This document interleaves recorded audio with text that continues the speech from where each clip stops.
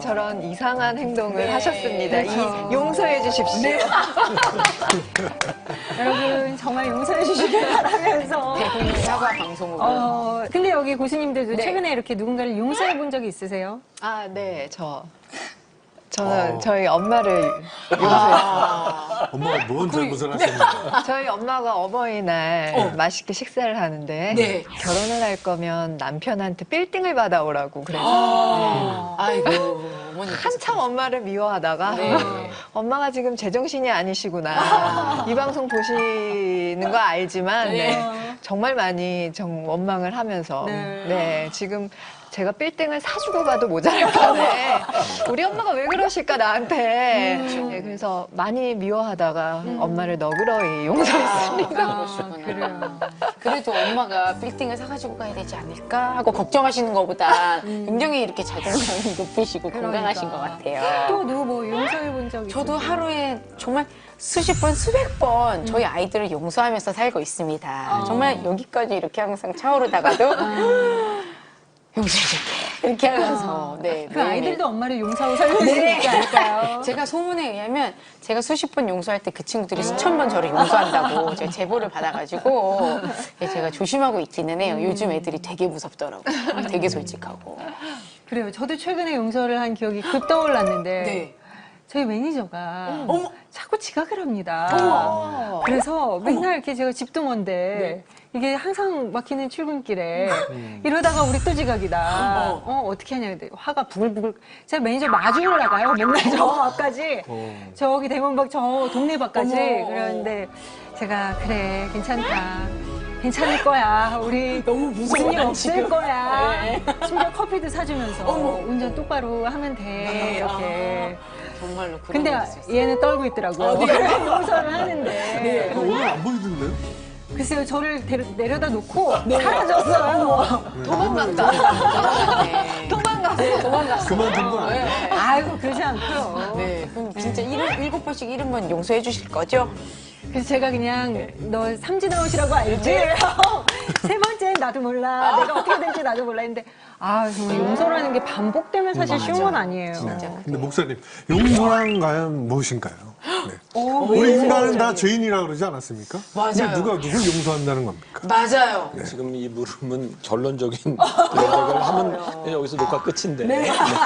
저런 그럼 안 물음을 되겠어요. 어떻게 용서하지? 용서해주세요. 빨리 구호를 외쳐가지고 빨리 이거 무마시켜야 돼. 지금 용서라는 것에 대한 다양한 이야기들이 아주 뭐 다채롭게 펼쳐질 것 같은데요. 저희 구호 외치고 시작을 해볼까요? 교회에서 말하기 조금은 애매한 이야기. 교회만 들어가면 성스러워지는 교인들의 솔직한 이야기. 본격 생활 밀착형 토크쇼. 바칙한 신앙 고민쇼 고민이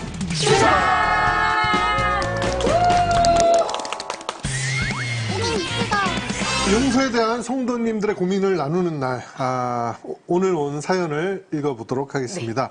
오랜만에 20대 젊은이의 사연입니다. 네.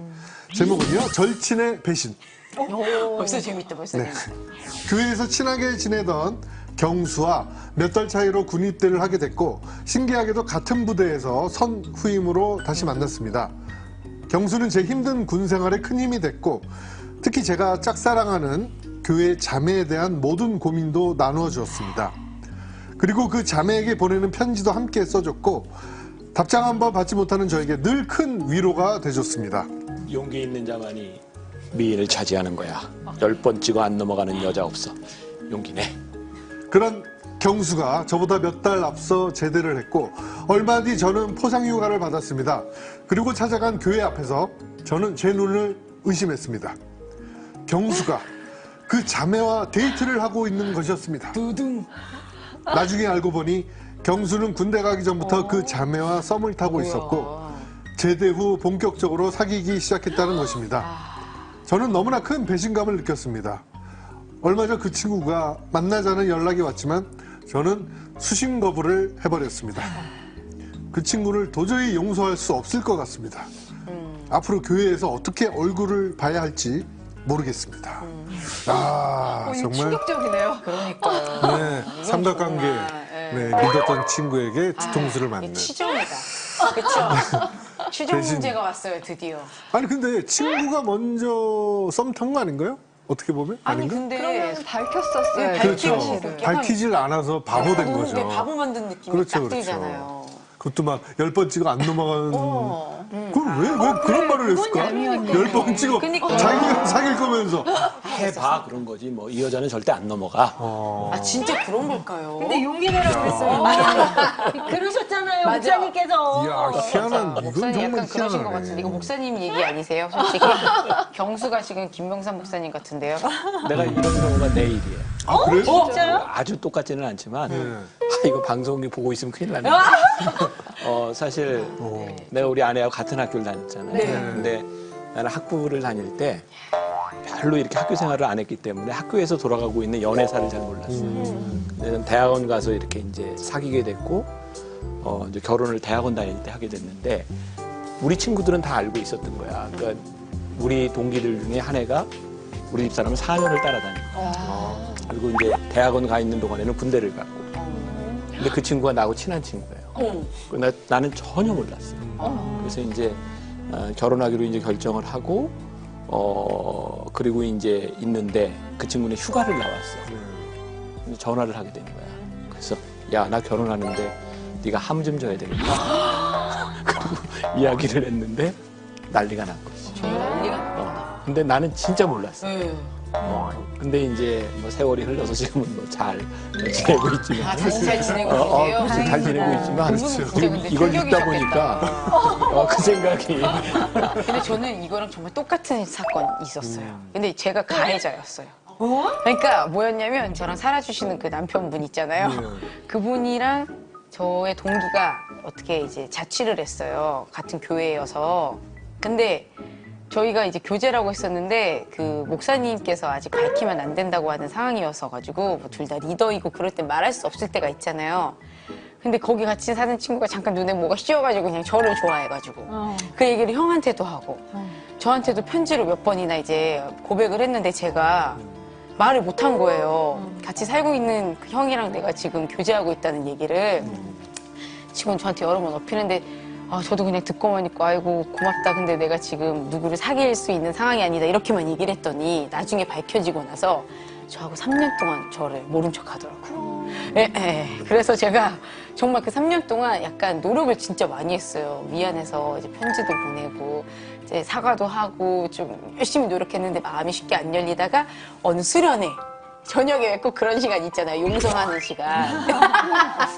그때 목사님께서 그 용서할 수 있는 친구한테 가라고 했는데 그 전 2회 동안은 저도 약간 이제 눈치를 보면서 혹시 만날 수 있을까 했는데 그 친구가 곁을 앉아서 저도 이제 안 갔는데 그 3년째 될 때 오더라고요. 그래서 그때 제가 진짜 사과하고 다시 관계가 회복이 된 일이 있었어요. 그러니까 이 사연에 대한 답이 분명하네. 지금 용서하느냐 마느냐의 문제가 아니라 이런 일은 주위에 많이 일어나고 있네요. 한민영 씨도 있을 것 같아요, 왠지. 맞아. 이런 일은. 네. 저는 없어요. 근데 만약에 그래요? 저 옛날 성격 같았으면 저는 진짜 단칼이거든요. 저는 용서 따위는 없다. 만약 네. 이런 일이 있다면. 안 본다. 네.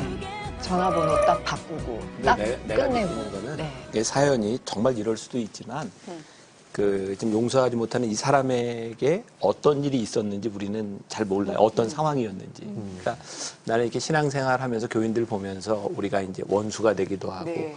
화를 내고 이런 일들 가운데 보면 대부분의 많은 경우는 나 중심적인 해석이에요. 이제 사람을 이해하려고 하는 게 아니라 그래서 이제 용서하지 못하는 것이 물론 이렇게 상호 관계적인 작용도 있지만 내 안에서 일어나는 일들도 참 많다. 그래서 우리가 용서해야 될 일들 많은 부분들은 사실 그렇게까지 가지 않아도 될 일에 대해서 우리들이 가지는 감정일 때도 많이 있는 것 같아요. 근데 이거는 좀 너무하잖아요. 왜 말을 왜 그렇게 해줘 그러면 차라리 그래 말이나 말지 아니면 좀 이렇게 조심스러워 해야 되는데 차지할 수 있다 용기 내라고 이러면 어떡해. 그러니까 나를 이겨내서 뭐 용기 뺏어가라 이런 뜻인가? 저였다면 제 친구가 이제 제가 좀 약간 썸 타는 여자를 좋아해서 막 한다면 야 지금 나랑 그런 사이인데 그쵸. 저는 얘기할 것 같은데요. 여기도 아마 그랬을 수 있어. 목사님이 야, 너희 결혼하기 전에 절대 얘기하는 거 아니다. 그래, 무슨 사연이 있을 수 있다. 근데 친한 친구인데 정말 왜 그럴 수도 그랬을까? 있겠다, 이게 그러니까. 들어보니까. 아, 근데 그래도 뭐 10번 찍어 이건 아니죠. 그 말을 아꼈단 말이에요. 왜냐면 나중에 거짓말이 되니까 이거 그렇죠, 최대한 그렇죠. 그걸 안 하려고. 사람들은 자기가 들은 말도 다 빼고 기억하고 싶은 것만 기억해. 아, 그럴 수도 많은 있겠다. 상처는 네. 사실은 자기가 기억 속에 있는 것만 가지고 상처를 받아요. 그런가? 그럼 어떻게 한 3년 동안 일단 관계를 끊으라고 제가 조언을 해줘야 되나요? 쉽게 뭐 용서하지 그리고 말고. 집회에 참석해서 용서 시간을 가질 때 용서를. 이런 사랑 얘기 말고도 뭐 진짜 막 친했던 사람한테 막 배신당하고 뒤통수 맞아서 정말 막 괴로운 거 그런 것들 있지 않으세요? 맞죠. 왜 여자친구들끼리 모여서 내가 없는 자리에서 내 얘기를 했는데 그거를 내 친구가 나한테 이제 전해줬을 때 전해준 친구도 너무 얄밉고 그리고 나 옆에서는 전혀 티내지 않고 있다가 사람 나 없는 자리에서 막 내 뒷담화를 했다는 거 알게 됐을 때 진짜 좀 배신감 느끼는 것 같아요. 그러니까 나중에는 막, 내가 그 친구를 믿었어. 예. 어떻게 그럴 수가 있어? 이러다가, 그래, 믿은 내가 잘못이지. 그래, 역시 인간은 믿을 존재가 아니야. 뭐 맞아요. 이렇게도 가기도 예, 하고요. 예. 근데 용서한다는 게 정말 힘든 것 같아요. 그러니까 저도 특히 가까웠던 사람한테 이렇게 배신을 당하면 진짜 용서라는 단어가 그러니까 뭐 그게 가족이 됐던 이제 저한테는 되게 3번의 사기가 있었는데 정말 믿고 같이 일했던 매니저 그러니까 3번의 이제 사기를 3명이죠. 근데 참 그때 뭐 이렇게 많은 정말 생각과 기도도 하고 뭐 막 정말 하나님께 정말 많은 기도를 했지만 진짜 왜 이렇게 용서가 안 돼요, 목사님? 목사님 교회에서 용서해야 네, 된다고. 이게 참 자기 전에는 이제 하루 종일 고민을 하죠. 자기 전까지는 용서를 해요. 아침에 눈을 뜨면 다시 미워져요. 그리고 왜 그런 말 있잖아요. 나 자신을 위해서 용서해야 된다고 말씀하신 적도 있는데 아닌데 나 진짜 나 자신을 위해서는 나 진짜 걔 가만 안 두고 싶은데 이런 생각이 정말 감정적으로 올라올 때가 있거든요. 근데 그게 정말 나 자신을 위해서 용서해야 되는 것이 맞는가. 근데 우리가 뭐 간단하게 생각해서 용서가 안 되면 내가 그 사람을 피해요. 만나지 않아요. 그러면 내 관계 영역이 줄어들어요. 그 용서가 안 되면 내가 위축이 돼요. 사실은 용서는 진짜 이게 실제적으로 잘 이루어지는 일은 아니고 우리가 받아들이기 힘들지 몰라도 용서는 진짜 그 사람을 위해서 하는 게 아니라 나를 위해서 하는 거예요. 왜냐하면 내가 용서가 안 되면 내가 막히는 일이 더 많아요. 왜냐하면 그 사람은 아무런 피해도 안 받아.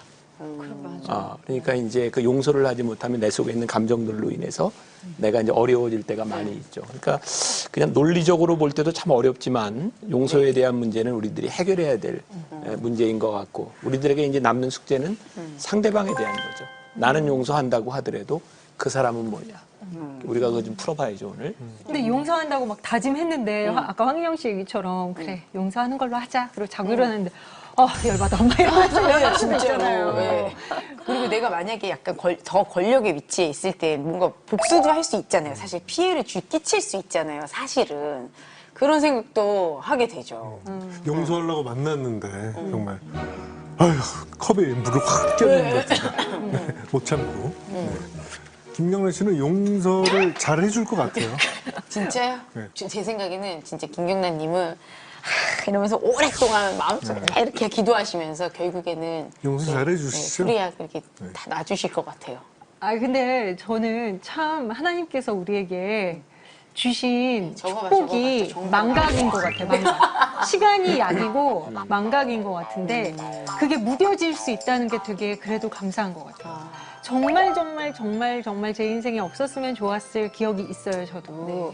그런데 그 당시에는 저를 정말 힘들게 했고 제 스스로가 되게 고통스럽고 그 사람이 나에게 이런 피해를 준 것에 대한 막 굉장한 괴로움이 엄청났거든요. 네. 그런데 지금 그만큼 그래서 앞으로 나 어떻게 살지? 라는 마음이 들 만큼 힘들었는데 시간이 지나니까 뭐 관계도 달라진 게 없고 뭐 상황이 나아진 건 없지만 시간이 어떤 나에게 주는 약이라는 것이 있고 또 모르겠어요. 그게 이제 하나님께서 주신 어떤 뭐 마음일 수도 있겠지만 그래도 무뎌진 나를 보게 돼요. 그런데 저는 근데 그런 건 있어요. 막 꼭 참진 않아요. 얘기해요. 예. 네, 난 이것이 너무 마음이 안 좋아. 내가 이걸로 인해서 마음이 힘들어라고 얘기해요, 저는. 얘기를 많이 하는 편인가요? 얘기를 많이 하는 편인가요? 자주?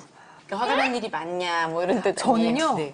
약간 되게 솔직한 편이에요. 그래서 직장에서도 제 부끄러운 별명인데 제 직장 초년생 때 별명이 싸움닭이었어요.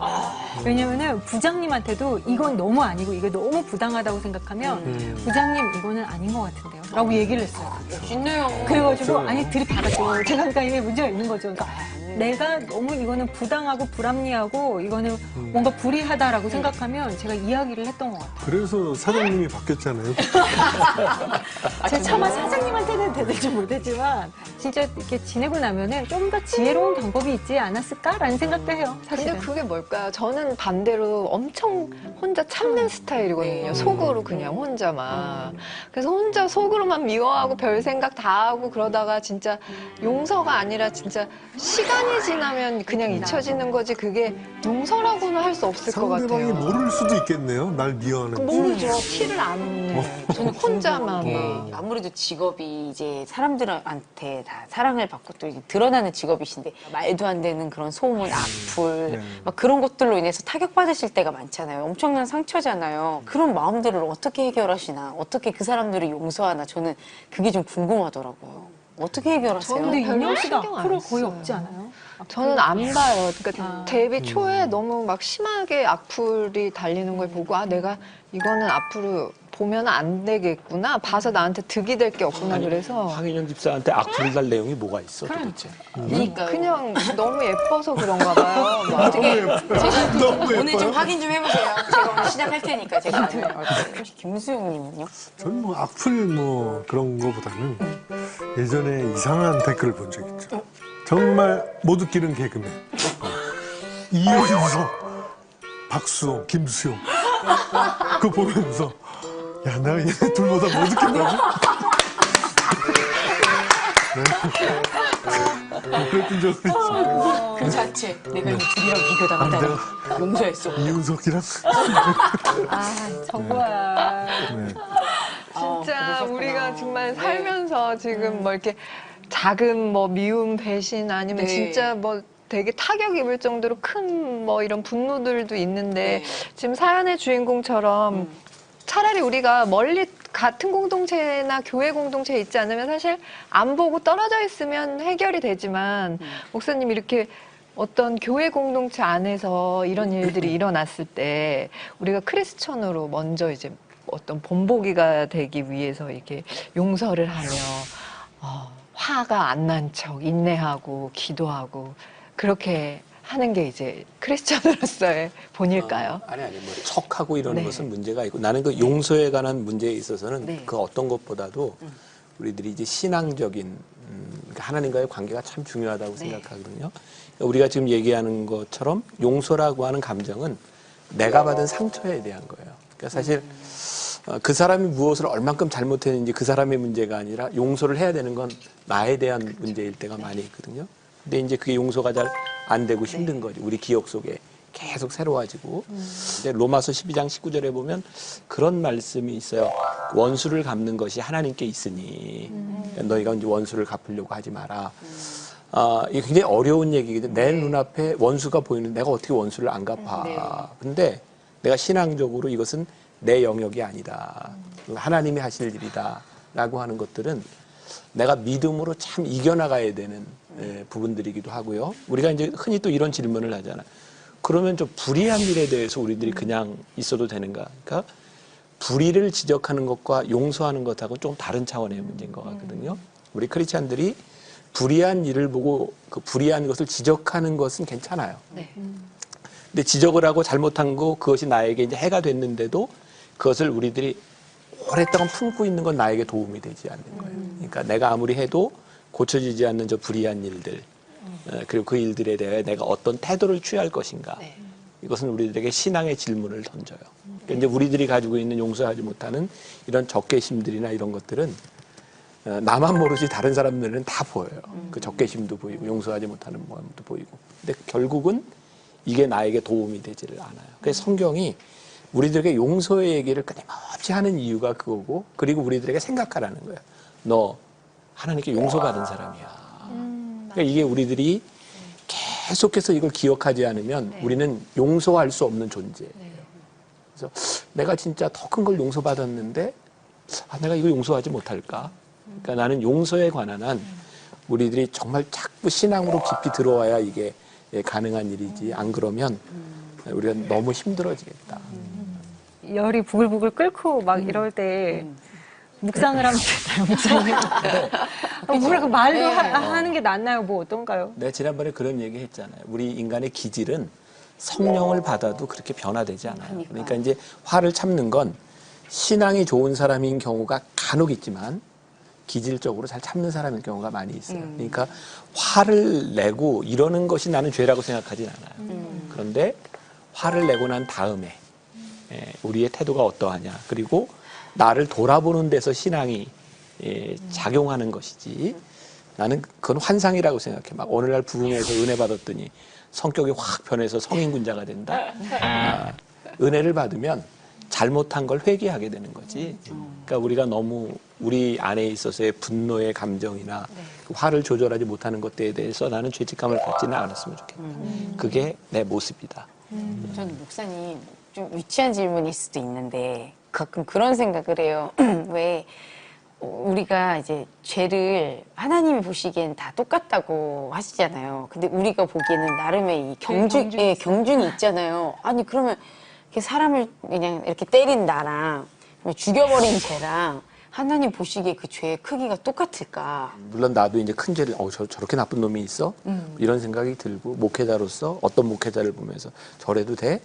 근데 이제 불현듯 나에게 드는 생각은 내 속에 있는 죄성을 보는 거죠. 그러면서 나는 내 속에 있는 죄성이 액츄얼라이즈 되지 않은 거예요. 이렇게 현실화되지 않았지만 나도 어떤 계기가 있었더라면 나도 저런 죄에서 내가 자유로울 수 있는 사람인가라는 생각이 들어요. 나 자신을 볼 때. 네. 그렇게 되면 저 사람이 참 나쁜 사람이고 우리들이 비난해도 마땅한데 나도 그렇게 별로 나을 게 없는 인간이구나. 그러니까 신앙은 자꾸 우리들에게 요구하는 게 상대방에 대한 그 판단보다는 하나님과 나 사이에서 자꾸 이렇게 나를 돌아보게 하는 거죠. 그러니까 나는 이 용서와 이런 죄의 문제에 있어서 이 신앙은 우리를 하나님 앞에서 이렇게 이제 주관적으로 나를 이렇게 보고 가야 되지 않을까. 그렇네요. 용서는 내가 베푸는 게 아니라 나를 다듬어 깎는 과정이네요. 그러니까 어떻게 보면. 나는 그렇게 생각해. 고통스러워. 그러니까 나한테 시비 걸지 말라고 나 괴로우니까 그렇게 말하고 싶네요, 진짜. 그래요. 자, 용서에 대한 여러 가지 이야기들, 사연 고민들 나눠보고 있는데 이렇게 들을수록 뭔가 그래 내가 용서를 해야겠다라기보다 참 힘겨운 과정이지만 내가 훈련되어져 가는 과정이겠구나라고 생각이 들면서 뭔가 이렇게 좀 정말 크리스찬으로서 내가 그럼 이 한 세상을 살아갈 때 어떻게 용서를 하고 또 본을 보여야 하는지 조금씩 알아가는 시간들을 가져가고 있습니다. 우리 좀 구호 한번 다시 외치고 분위기를 좀 환기를 시켜볼까요? 교회에서 말하기 조금은 애매한 이야기. 교회만 들어가면 성스러워지는 교인들의 솔직한 이야기. 본격 생활 밀착형 토크쇼. 간직한 신앙 고민쇼 고민입 쓰라! 제가 중학생이 된 무렵 새아버지의 성추행이 용서하지 못한 그 누군가가 있다면 용서하세요. 용서해야 되나요? 쟤는 미워하고 사람은 미워하면 안 된다. 상처와 아픔에 대한 회복이 먼저 있어야 너 용서해. 너에게만 손해야. 너도 똑같은 죄이니 죄의 크기가 똑같을까? 혼자가 회개를 하면 그 죄 씻음이 되는 건가요? 용서에 대한 성도님들 고민 나누고 있는데요. 앞에서는 인간관계를 통한 이런 배신과 용서에 대해서 얘기 나눠봤는데요. 이번에는 이 상대의 옳지 않은 행동이 범죄와 연결이 되어 있는 상황일 때 우리가 그것을 어떻게 바라보고 용서할 수 있을지 조금은 어려운 사연이 도착을 했습니다. 계부를 용서할 수 없습니다. 제가 어렸을 때 엄마가 재혼을 하셨습니다. 그런데 제가 중학생이 된 무렵 새아버지의 성추행이 시작되었고 그 사실을 알게 된 엄마는 큰 충격을 받고 계부와 헤어지셨습니다. 저 역시 그 충격으로 남자를 만나는 것에 대한 두려움을 갖게 되었고 특히 스킨십에 대한 거부감이 너무 큽니다. 그런데 얼마 전 부흥회 때 교회 목사님은 용서에 대한 설교를 하시며 자, 지금 이 시간 모두 가슴에 손을 얹으세요. 그리고 용서하지 못한 그 누군가가 있다면 바로 지금 그 사람의 이름을 부르며 용서하세요. 우리는 모두가 용서받을 수 없는 죄인입니다. 우리 모두 죄인이므로 그 누구도 미워해서 안 되고 용서해야 한다고요. 참 웃기지도 않습니다. 저는 저와 엄마의 삶에 끔찍한 기억을 남긴 계부를 절대 용서할 수 없습니다. 네, 조금은 안타까운 이 사연이 네. 예, 도착을 했는데 쟤는 미워하되 또 사람은 미워하면 안 된다 이 말이 갑자기 떠오르기는 해요. 근데 이거는 진짜 뭐라 그럴까 이성적인 저의 생각이고 제가 만약에 저 역시도 이런 일을 경험했다면 절대 용서 못했을 것 같아요. 그러니까요. 아니, 교수님들은 어떠세요? 죄가 지금 예. 나한테 피해를 줬는데 그 사람이 예. 그리고 또 목사님 단도직입적으로 이런 사람을 용서해야 되나요, 진짜? 네, 목사님 아니라고 해주세요. 아니, 그러니까 이제 용서하고 안 하고의 문제보다는 더 중요한 게 있다고 생각해요. 그러니까 이제 우리가 흔히 그걸 용서의 기술이라고 이야기를 하는데 용서하기가 참 힘들잖아요. 네. 용서해야 된다는 걸 모르는 사람이 어디 있어요. 근데 그게 내 상처가 되고 내가 견딜 수 없고 이게 너무 힘든 거지. 특히 이런 이제 성추행에 대한 문제들에 관해서도 나는 용서의 기술에 대한 문제라고 생각하는데 이제 목사님이 성추행 사실을 알고 있다고 생각해요. 그래서 이제 얘기하는 너 용서해. 누구나 다 이런 죄를 지을 수 있어. 네가 하면 너에게만 손해야라고 이야기했을 때 이 사람은 감정이 더 나빠지는 거예요. 너무너무 힘들고. 그래서 내가 이제 한 가지 나에게 상담을 요청해 길게 나에게 메일을 썼어요. 여자 청년인데 전에 있던 교회에서 전도사님에게 목사님에게 성추행을 당했어. 너무 힘든 거야. 근데 진짜 힘들었던 건 뭐냐면 그 정말 열심히 봉사하는데 그 담당 전도사님이 성추행을 했는데 견디다 못해서 목사님한테 이야기를 했어. 담임 목사님한테. 담임 목사님이 그걸 보고 처리를 하는 거지. 그러니까 이제 사임을 시킨다든가. 근데 이 학생에게 있어서 정말 원하는 것은 그 처리에 대한 부분이라기보다는 위로받고 싶은 그러니까 내 아픔을 좀 이해해주고 싶은. 그래서 용서라고 하는 것이 단순히 그냥 용서하세요라고 하는 말은 우리들에게 더 큰 상처를 주는 거예요. 맞아요. 그러니까 이제 그 사람의 아픔을 이해해주고 네. 용서할 수 있도록 용서의 기술로 이끌어주고 그리고 용서의 기술 중에 가장 정말 좋은 것이 뭐냐면 하나님과 우리들 사이의 죄에 대한 문제와 내가 용서받은 체험이에요. 네. 그러니까 그것이 우리들에게서 인격적으로 하나님과의 관계에서 내가 하나님의 은혜를 경험하면 우리들의 마음들이 점점 넓어지게 되는 거죠. 우리가 잘 아는 달란트의 1만 달란트 빚진 자의 비유. 근데 100데나리온 그 빚진 자를 용서해 주지 못하는 마음. 그러니까 하나님이 보시기에는 넌 내가 이렇게 큰 죄를 용서했어. 근데 너 그것도 용서 못하니? 근데 이게 내가 용서받은 게 큰 걸로 느껴져야 이게 용서가 되지. 그게 크다고 생각하지 않는데 나는 죄인이라고 생각하지 않는데 어떻게 용서가 되겠어? 근데 목사님 말씀처럼 내가 용서받은 죄가 크기에 내가 정말 이것을 용서할 수 있다. 무엇이 먼저인지는 모르겠는데요. 저는 일단 이 사연을 딱 봤을 때 그냥 이 사람이 용서에 대한 부담보다 자신이 받은 상처와 아픔에 대한 어루만짐과 회복이 먼저 있어야 이 사람이 누군가를 용서할 힘도 좀 생기고 그런 마음의 너그러움도 조금이나마 이렇게 생기지. 아니 일단 자기가 너무 아파가지고 막 이 상처와 이 막 그 트라우마에 막 갇혀 있을 텐데 지금 막 스킨십도 너무 거부감이 크다는데 이게 트라우마로 인한 상처잖아요. 근데 이런 상황에서 누군가를 용서한다는 건 너무 벅차고 버거운 일일 것 같아요. 정말. 그리고 이 사회에 있어서 우리가 용서라고 하는 것은 죄를 이렇게 덮어놓는다 이런 차원의 문제가 아니거든요. 예를 들어서 성추행을 했어. 근데 이 사람이 이제 벌을 받아야 돼. 벌을 받는 건 내가 용서한다고 이 사람이 벌을 안 받는 거 아니에요. 왜냐하면 우리들의 사회적인 규범, 하나님의 법, 죄에 대한 대가가 있어요. 근데 그것은 죄를 지은 사람의 문제야. 대가를 받아야 돼. 그런데 아무리 대가를 받고 죄에 대해 충분한 보상을 받는다고 해도 내 속에 용서가 이루어지지 않으면 내 마음이 계속 어려워요. 그러나 그래서 우리가 죄의 대가와 용서로 하는 것은 조금 이제 구분해야 될 필요가 있다는 거죠. 그러니까 내가 용서하기 때문에 저 사람이 죄의 대가를 안 받는다? 물론 종종 우리들 사회에 그런 네. 이야기들이 있어요. 딸을 뭐 죽였는데 부모에게 나는 용서할 테니 뭐 이렇게 형을 주지 말라 뭐 이러는 정말 그 힘든 네. 그런 이야기들도 있지만 근데 실제로 우리들이 잘 아는 그 사랑의 원자탄 손양원 목사님. 네. 난 거길 이제 몇 번을 갔는데 정말 생각해 보세요. 아니 자기 아들을 쏴서 죽인 사람을 양자로 드린다. 그게 얼마나 어려운 일이겠어요. 근데 그 손양원 목사님은 자기를 죽인 아들의 원수를 죽이는 것보다 그 아들을 죽인 원수를 살리는 것이 본인에게 있어서 정말 원수를 갚는 일이라고 생각을 했겠죠. 그것이 내 속에서 해결될 수 있는 내가 이렇게 내 속에 용서할 수 있는 일이라고 생각을 했겠죠. 그러니까 그거는 정말 어려운 일이에요.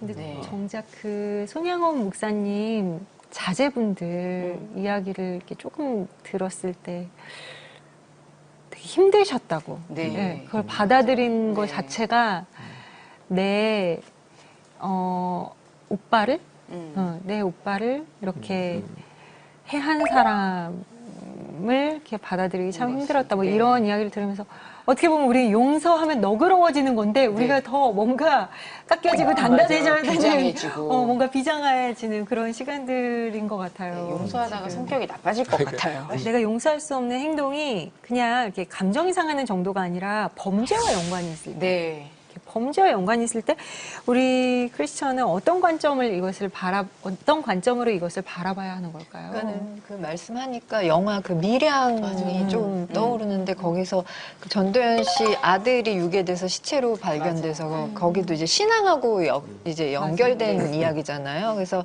범인을 이제 용서를 뭐 해야 된다 그래서 이렇게 찾아갔는데 범인이 나는 다 이제 하나님께 회개받았다고 그래서 막 전도연 씨가 막 울분을 토하면서 네. 도대체 하나님이 무엇이냐 막 이러면서 네. 괴로워하는 그 장면이 이렇게 떠오르는데 지금 말씀하신 것처럼 이렇게 범죄와 큰 죄와 이렇게 연결됐을 네. 때 참 이럴 때 어떻게 해야 돼요, 목사님? 미량이라는 영화가 기독교적인 영화예요? 반기독교적인 영화예요? 사실은 기독교적인 영화인 것 같아요. 네, 궁극적으로는. 그러니까 그 안에서는 이 미량이라는 영화 보면 이제 용서의 문제, 그 다음에 크리스찬들의 이중인격에 대한 문제를 가지고 공격을 하는데 네. 나 개인적으로는 굉장히 지극히 기독교적인 네. 영화라고 봤어요. 네. 왜냐하면 그 갈등 구조 안에서 밝히려고 하는 게 기독교에 대한 본질에 대한 네. 문제라고 네. 생각했거든요. 그러니까 이제 조금 이야기를 하자면 자기 아들을 죽인 범인을 전도연이 예수님을 믿고 용서하려고 가는 네. 거예요. 그래서 형무소에 가서 이제 면회를 요청하고 용서하려고 하는데 그 사람이 너무나 평안한 얼굴로 하나님이 나를 다 용서하셨습니다. 여기에 그냥 확 뒤집어진 네. 거지. 그러니까 여기에서 나는 뭐가 잘못됐는가. 용서와 회개, 그 기독교의 주제가 잘못된 것이 아니라 전도연 씨가 용서하러 갔다. 그건 괜찮아요. 근데 죄를 지은 사람의 태도에 대한 문제인 거죠. 그러니까 내가 정말 하나님께 용서를 받았다면 저게 용서받은 자의 태도인가. 용서를 받기 위해서는 우리가 회개해야 되잖아요. 네. 나는 용서를 하지만 죄를 지은 사람은 회개를 해야 되는 거예요. 회개에 몸부림이 없는 거죠. 그러니까 회개에 몸부림이 있었더라면 내가 용서하기가 훨씬 더 쉬웠을 거예요. 정말 용서할 수 있었을 거고. 네. 그러니까 우리가 용서라고 했을 때 너무 죄를 가볍게 취급하기 때문에 우리 크리스찬들의 용서가 너무 허무하고 이게 추상적이 되는 네. 거죠. 네. 그래서 이 용서는 사실은 용서받아야 될 사람의 죄의 문제를 함께 다루어져야 되는 거예요. 그게 공의잖아요. 네. 용서는 공의와 함께 오는 거죠. 목사님, 그럼 그 살인자가 회개를 하면 그 죄 씻음이 되는 건가요? 죄를 씻어 주시죠. 근데 나는 그런 질문을 던지고 그 영화를 보면서 저 사람이 진짜 회개했을까? 정말 내가 죽인 그 일에 대해서 내 마음이 찢어지게 아프고 회개했다면 저럴 수 있을까? 아마 몸부림치면서 엄마에게 울면서 용서를 빌었어야지. 그때 정말 회개했구나. 근데 아무리 봐도 회개했다는 저 평안함이 가식으로 보이는 거죠.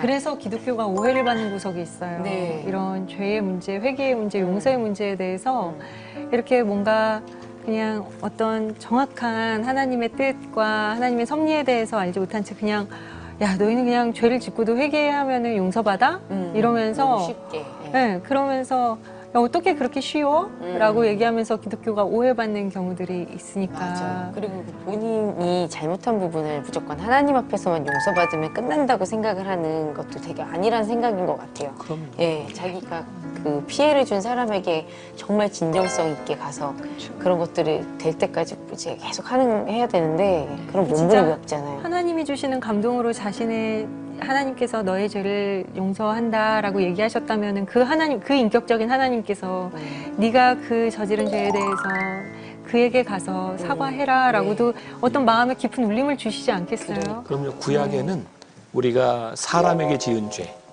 또 이제 성물에 대한 죄에 대해서 보상을 이야기해요. 내가 하나님 앞에 속죄할 때에 내가 보상해라. 그리고 덧붙여서. 그러니까 용서라고 하는 것은 단순히 내가 용서 빌게요라고 하는 차원의 문제가 아니라 용서를 비는 아픔이 따라와요. 그러니까 이제 우리가 잘 아는 것처럼 너희들이 하나님께 예물을 드릴 때 너희들이 그 죄가 생기는 화해하지 못한 것이 있으면 먼저 화해하고 와서 하나님께 제물을 드려라. 그렇게 이야기한 것이 사실은 이 용서와 죄, 화해에 대한 것은 그만큼의 아픈 우리들의 대가를 지불하는 것. 나는 그런 생각해요. 요즘 우리 기독교에 대해서 고민하는 것 중에 하나가 우리가 회개의 종교고 용서의 종교잖아. 엄밀한 의미에서 난 그거가 조금 부족하다. 회개의 종교가 아니라 회개한 자로 살아가는 종교고 용서의 종교가 아니라 용서하고 용서받은 자로 살아가는 종교다. 용서받은 자로 살아가는 몸부림과 그것에 대한 기쁨을 경험하는 거예요. 근데 우리들이 이것을 생각하지 못하기 때문에 기독교가 싸구려 종교가 되는 거예요. 그래서 나는 우리들이 용서, 회개, 사실은 용서받고 회개한 자의 삶, 이게 훨씬 더 중요하지 않을까. 그렇게 이제 회개해서 용서를 받았다라는 기쁨의 감격과 그 감사함으로 막 가득 찼다가도 사탄이 자신의 연약한 부분을 계속 건드린다라고도 표현하잖아요. 사탄이 참소라고도 표현하는데 그런 것들로 내 머릿속이 막 힘들고 어지러울 수도 있을 것 같고 참 그럴 때 진짜 우리가 어떤 마음을 가져야 될까? 내가 더 회개해야 되나? 아니면은 내가 더 용서해줘야 되나? 저 사람을? 우리들에게 이제 중요한 것이 하나는 묵상이고 하나는 선포다. 그러니까 내가 하나님의 용서를 경험하고 회개를 경험했으면 그 다음부터는 그 죄를 묵상하지 말고 자꾸 이렇게 선포해야 돼요. 그리고 그러다 보면 하나님이 우리들에게 너무 좋은 선물을 주셨잖아요. 망각. 그래서 이제 그 죄가 이제 잊혀지게 되고. 그게 죄를 소홀히 하라는 게 아니에요. 우리가 죄를 이겨나가는 과정이지. 그리고 사실 오늘 주제가 용서인데 용서하면은 사실 용서하기까지 우리가 겪게 되는 여러 과정들이 있잖아요. 일단 굉장한 커다란 충격과 아픔과 막 그 좌절과 고뇌와 고통 속에서 사실 왜 하필 저예요? 맞아요. 라고 물을 수 있어요. 하나님, 왜 하필 나에게, 왜 나에게 이런 고난을 주세요? 왜 나여야만 해요? 이런 감정들에 대해서 진짜 저희가 어떻게 이거를 해결해야 할지도 참 그 당시는 진짜 힘들거든요. 하나님을 목사님. 용서하기 힘들 때가 있는 것 같아요. 그 질문에 대해서 참 마음 아파했던 사람이 우리가 잘 아는 이지선 씨.